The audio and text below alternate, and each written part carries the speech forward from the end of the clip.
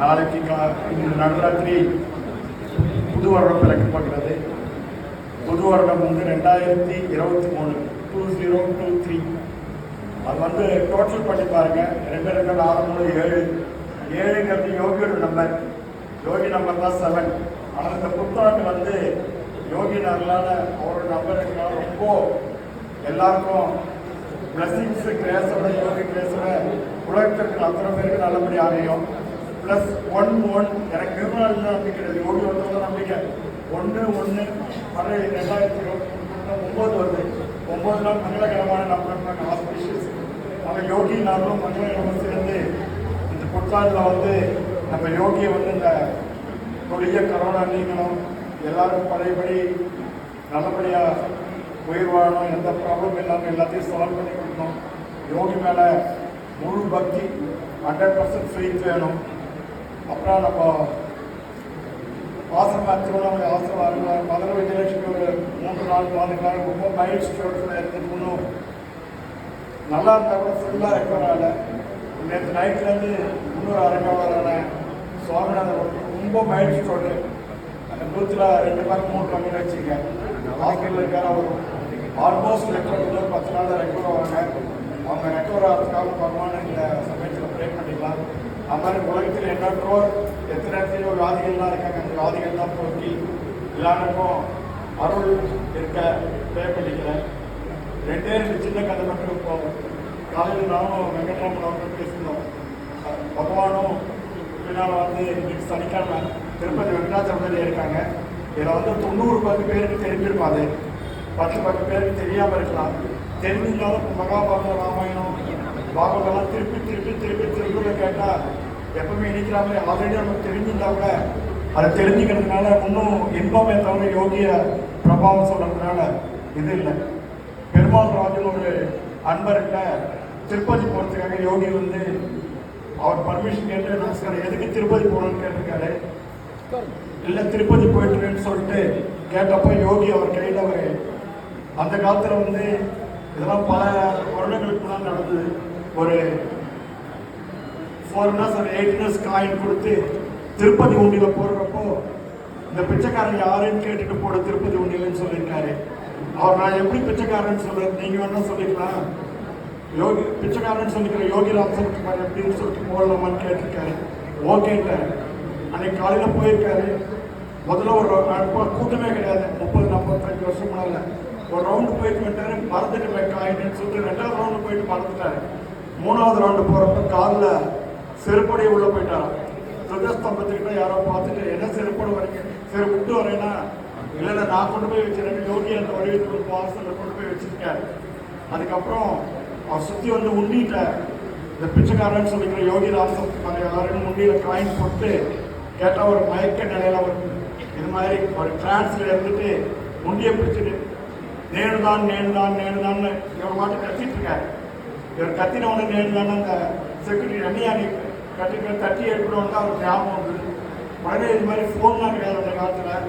யோகி சதயம் திருவிழா உடனே ஒரு இன்லேண்ட் லெட்டர் எடுத்து இது மாதிரி எனக்கு நேனுதான் வந்து நேனுதான்னா மைசெல்ஃப்னு அர்த்தம், நான் தான் அர்த்தம்னு சொல்லிட்டு யோகிக்கு லெட்டர் போட்டு 1 வாரம் கழிச்சு சந்தேக ஸ்ட்ரீட்டில் யோகியை பார்க்க போயிருக்காரு.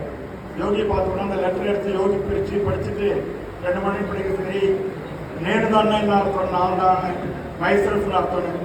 யோகி ஒரு நிமிஷம் யோசிச்சுட்டு மைசெல்ஃப் வெர்லி மைசெல்ஃப் நான் தான் இப்போ நானே தான் சொல்கிறேன், நேனுதானே நானே தான் யோகி ரசி கொடுக்குறதுனால திருப்பதி வெங்கடாச்சலபதி யோகியும் ஒன்று தான் ப்ரூவ் பண்ணியிருக்காரு. மாதிரி சில ஐயப்ப பக்தர்கள் வந்தப்போ இந்த பிச்சைக்காரர் எங்கே இருக்காங்க உங்களை பார்க்க அவ்வளோ தூரம் ஐயப்பன் போறீங்கன்னு சொல்லிட்டு ஐயப்பனா ஜீசஸ் கிரைஸ்டால காட்சி கொடுக்குற எல்லா உலகத்தில் இருக்கிற அத்தனை கடவுளும் இருக்கிற ஒரே அத்தனை ரிஷிகள் கடவுள்கள் எல்லாம் கலந்த யோகியை ஒருத்தரை வேணாலே போகிறோம்.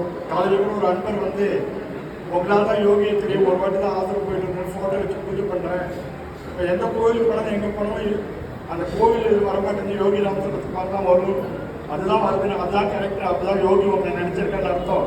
எனக்கு இந்த டவுட் வந்து அந்த காலத்தில் எங்கள் அம்மா கற்றுக் கொடுத்து 40 வருஷமாக கற்றுக் கொடுத்து சுலோகம் மறந்து போச்சு, கோவில் பேரெல்லாம் மறந்து பற்றி ஒன்றாம் மறந்து என்னது யோகியை ஒரு வாட்டி நான் செய்யறது கரெக்டாக யோகி பேர் மட்டும்தான் சொல்லுமா இல்லை அத்தனை பேர் பரவாயில்ல. யோகி பேரை மட்டும்தான் சொல்லணுமா, மீதி கடவுள்லாம் சொல்லிட்டு சொல்லணும்? எனக்கு இல்லை.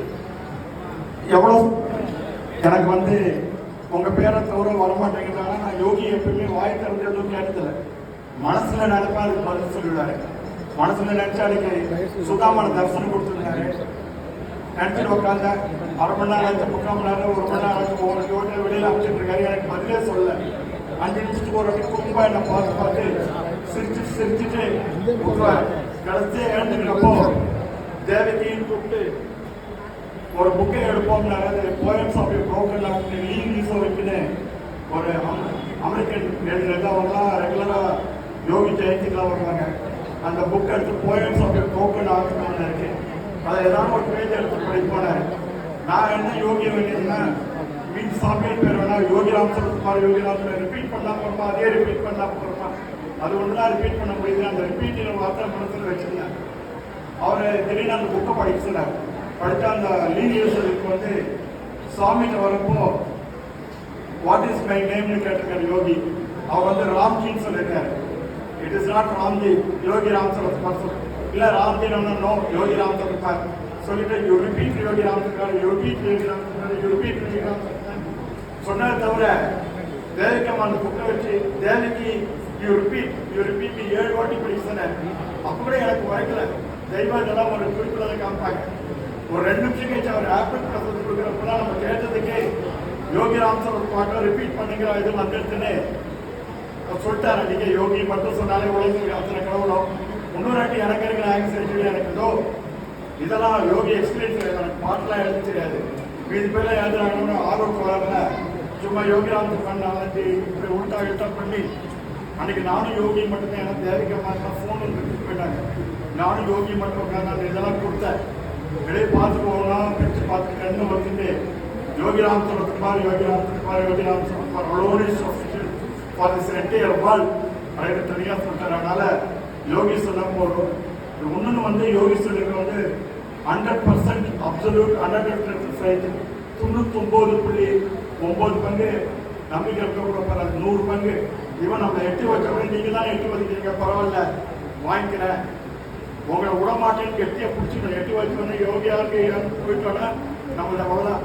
யோகி எட்டி வச்சாலும் நீங்க தான் மதிக்கிறீங்க, நீங்களே சரி பண்ணிக்கன்னு அவ்வளோ எல்லா கஷ்டம் இருந்தாலும் தாங்கினா கடைசி செகண்ட்ல கடைசி ஃப்ராக்ஷன் ஆஃப் ஃப்ராக்ஷன் தான் மிரக்கல் நடக்கும். இந்த மாதிரி எங்களுக்குலாம் டெய்லி எங்களை கரும்பு சக்க மாதிரி தான் பிழியிறாரு. ஆனால் விடமாட்டோம்னா மிரக்கல் நடக்கிறது. எதுக்கு இது சொல்லணும்னா யோகி நமக்குன்னு ஓட்டுக்கு ஒரு கடமை கொடுத்துருக்காரு. அந்த கடமையை வந்து நம்ம 100% கரெக்டாக ஃபாலோ பண்ணலாம். 99% ஃபாலோ பண்ண கூட யோகி கொடுத்த கடமையை நம்ம எந்த காரணத்தினாலும் அந்த கடமையை நிறுத்தவே கூடாது. நாங்கள் வந்து திருவண்ணாமலையில் 25 வருஷமா செகண்ட் சண்டேஸில் ஃப்ரீ மெடிக்கல் கேம்ப் நடத்துகிறாங்க. 1000 பேஷண்ட் பார்க்குறாங்க. ஒரு 20 டாக்டர்ஸ் 80 வாலண்டியர்ஸ் 2 லட்சம் ரூபாய் மருந்து. அந்த யோகி என்ன சொல்லி என்னோட தலைமையில் நடக்குது. யோகி அப்போ அதில் யோகி தான் சீஃப் டாக்டர். இவ்வளோ வருஷமாக நடக்குது. எதுக்கு சொல்கிறேன்னா அது யோகி நடத்துகிறாங்கனால இவ்வளோ வருஷம் நல்லா நடந்துட்டு வருது. கொரோனானால 2 வருஷம் நடக்காமல் இருந்தது. எதுக்கு சொல்ல வந்தேன்னா 2004 அப்போ என்னோட எல்டர்ஸ் பிரதர் ஜஸ்டிஸ் அருணாச்சலம், அதுக்கு அடுத்த பிரதர் டாக்டர் வெட்டியா டாக்டர் இருக்காரு.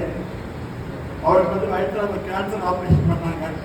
அதுக்கப்புறம் ஒரு வாரத்தில் மறுபடியும் ஏதோ பர்ஃபரேஷன் ஆகி செகண்ட் ஆப்ரேஷன் அது பண்ணோன்னா அவர் உடம்பு தாங்காம ரொம்ப சீரியஸாக இந்த அடுத்த நிமிஷமா இருந்தது.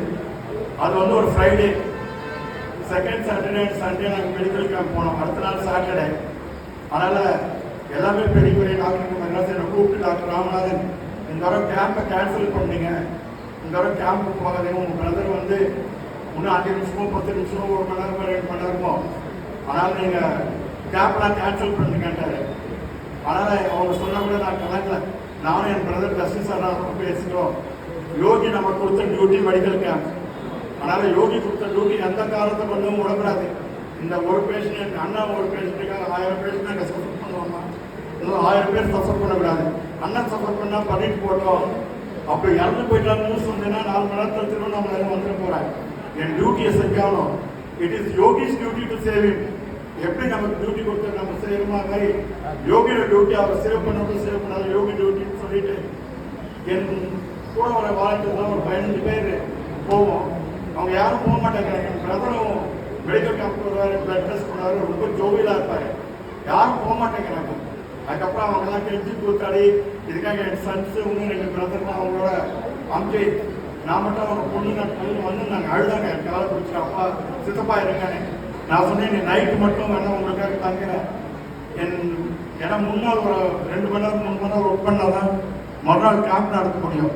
அதனால் காலையில் 10 மணிக்கு இருக்கிறவங்க 4 மணிக்கு கன்வின்ஸ் பண்ணி என்னோட ஸ்டாஃப் மெம்பர்ஸ், என் பிரதர், அப்புறம் சில்ட்ரன்லாம் திருவண்ணாமலைக்கு போய் முதல் நாள் வேலைக்கு கவனிங்க. நான் ராத்திரி ஹாஸ்பிட்டலில் இருந்துட்டு அவங்க திருப்தியாக காலையில் 3 மணிக்கு கிளம்பி 6 மணிக்குள்ளே வந்துடுறேன் அப்படின்னு சொல்லிட்டு யோகி மேலே பார்த்துப்பட்டு ராத்திரி தூங்கலை. பிரதரை ஒரு 10 நிமிஷத்துக்கு ஒரு ஐசியூவில் போய் பார்த்துட்டு டோட்டலி அன்கான்சியஸ், மூச்சோட கஷ்டப்பட்டு எல்லாத்துலேயும் டியூப் தான்.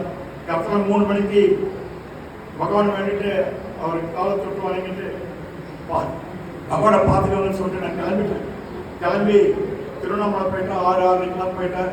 9 மணிக்கெலாம் கேம்ப் நல்லபடியாக கேம்ப் நடந்து சொல்லிட்டேன். யோகி கொடுத்த டியூட்டி நம்ம செய்யணும், யோகி டியூட்டி அவர் பார்த்துப்பாரு அப்படின்னு சொல்லிட்டு போன உடனே அப்படி இருந்தால் கேம்பை முடிச்சுட்டு வரலாம், ஒன்றே எடுத்துட போகிறது இல்லைன்னு சொல்லிட்டு யோகி பார்த்து சொல்லிட்டு போயிட்ட உடனே நல்லபடியாக கேம்ப் நடந்து அது வரைக்கும் எதுவும் நியூஸ் வரல. ராத்திரி கேம்ப் முடிச்சுட்டு 9 மணிக்கு ஹாஸ்பிட்டல் போனால் கண்ணா முடிச்சுட்டு என்ன கேம்ப் முடிச்சுட்டு வந்தீங்களான்னு பிரதர் கேட்குறாரு. நல்லா முடிச்சுட்டாரு. இப்போ 2004 ஆப்ரேட் பண்ணிருந்து 2006 இன்னொரு ஆப்ரேஷன் பண்ணிருந்து இன்னைக்கு 18 வருஷம் ஆகிட்டு இன்னைக்கும் யோகி ஸ்கேட்ஸ்ல உயிரோட நல்லா இருக்காரு ஜெயிக்கோட. அதனால் யோகி கொடுத்த டியூட்டியை எந்த காரணத்தை கொண்டும் ஏதோ நம்ம சாக்கு போக்கு சொல்லி நம்மளை ஏமாற்றிக்கலாம். யோகியை ஏமாற்றக்கூடாது, கடவுளை ஏமாற்றக்கூடாது. ஆனால் எந்த இது கொடுத்தாலும் யோகி கொடுத்த டியூட்டியை 100க்கு 100 பங்கு செஞ்சாலும் யோகியோட டியூட்டி நம்மளாம் காப்பாற்றுறது. எப்படி கிருஷ்ணன் இதை வச்சு கோகுலத்தில் இது கோவர்தனகிரியை தூக்கி எல்லாரையும் காப்பாற்றினார். மாதிரி யோகி எல்லாரையும் எங்கேயும் பரவாயில்ல எல்லாருள்ளேயும் இருக்காரு. நம்ம சொல்லத்துக்குள்ளே அவருக்கு எங்கெங்க என்னென்ன நடக்குதுன்னு தெரியும். நம்ம சும்மா யோகியை வந்து ஒரு கமர்ஷியலாக அப்துல் மாதிரி துப்புக்கா போகிறது முழு நம்பிக்கை வச்சு அவர் மேலே அவர் கொடுத்த டியூட்டியை நம்ம முழுக்க செஞ்சோன்னா யோகி நம்மளை முழுக்க கைவிடுவார். நம்ம போகிற பாத்தி அவர் முன்னாடி போட்டு எனக்குலாம் வந்து எதனா செய்யணும்னு நினைச்சா முன்னாடியே பாத்தை போட்டு வச்சிருப்பாரு. கடைசியில் நாங்கள் செஞ்சுட்டு அவர் செஞ்சுட்டு நாங்கள் பேர் வாங்கிப்போம். எல்லாமே அவர் தான், மொத்தம் அவர் தான். ஆனால் புழிஞ்சு எடுத்துவார். கருப்பு ஜூஸில் ஒரு ட்ராப் இல்லை, ஜூஸ் வராதுங்கிற அளவுக்கு முதல்லாம் குழந்தைங்களுக்கு சாக்லேட் ஸ்வீட் கொடுக்குற மாதிரி வாவான்னு அட்ராக்ட் பண்ணிடுவார். யோகி மேலே பக்தி வந்தோடனே புழிப்புன்னு அந்த பொறுப்பில் இருக்கிறது தெரியும். அவ்வளோ புரிவார். ஏன்டா யோகி அடைஞ்சோங்கிற மாதிரி கோபார அளவுக்கு புரிவார். என்ன இருந்தாலும் நீங்கள் கொடுக்குறதான பகவான், எதாவது நீங்கள் கொடுக்குறது அக்செப்ட் பண்ணிக்கிறோம் பரவாயில்லன்னு அந்த நினைச்சவொன்னா அந்த ஃப்ராக்ஷன் ஆஃப் செகண்டில் மிரக்கல் நடக்காம மாத்திரம் 10 நாள் நான் எக்ஸ்பீரியன்ஸ் பண்ணிட்டு இருக்கேன். அதனால் யோகி முழுக்க யோகி சொன்னது 100% 100% அப்சல்யூட் ஃபெய்த். அதான் ஃபெய்த். 99.1% 100 பங்கு இருந்தால் நம்ம கஷ்டம் கொடுப்பாரு. ஆனால் கம்ப்ளீட்டாக அந்த இதெல்லாம் வந்து மிரக்கல் நடக்கும். ஆனால் யோகி முடிச்சுட்டாங்க. அவர் நாமத்தை சொல்லிட்டே இருக்கணும். யோகி எப்பவுமே கையெழுத்த மாட்டார். நம்ம தொடர்ந்து பார்த்தார். யோகி எல்லாருக்கும் ஹாப்பி நியூ இயர்.